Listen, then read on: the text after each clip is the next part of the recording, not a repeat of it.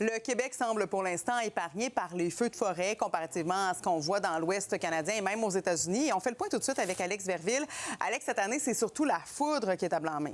Oui, je vais commencer par vous emmener au Parc national du Grand Canyon en Arizona, aux États-Unis, parce que deux incendies de forêt ont été déclarés il y a 2 semaines en raison de la foudre et ces 2 incendies continuent de brûler dans le nord du Parc national du Grand Canyon. Le premier, c'est le Dragon Bravo Fire, 12 000 hectares jusqu'ici qui sont brûlés.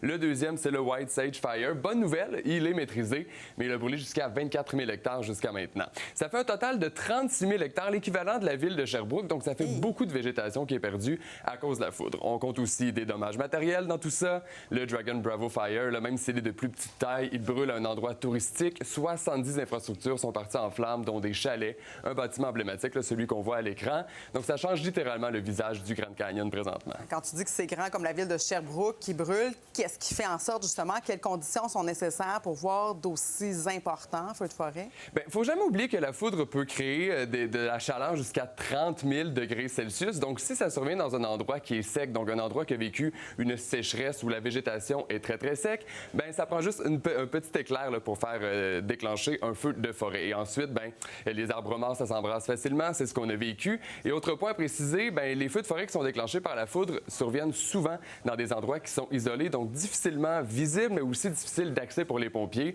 Donc, le temps qu'on s'y rende, là, bien, c'est plus difficile à éteindre le feu. Et on a eu un exemple concret au Québec en 2023. Là, 6 700 feux ont été déclarés et ça a été déclenché par la foudre à la moitié, mais 93 de la superficie totale brûlée est due à la foudre contre un maigre 7 seulement pour l'activité humaine. Oui, mais quand même, il faut faire attention. Et là, dans l'Ouest Canada, on se dirige déjà vers une saison des feux historiques. 55 000 km² de végétation sont brûlés présentement au Canada. Donc, à ce point-ci de l'été, ça place la saison 2025 au 2e rang des plus intenses qu'on a vécues.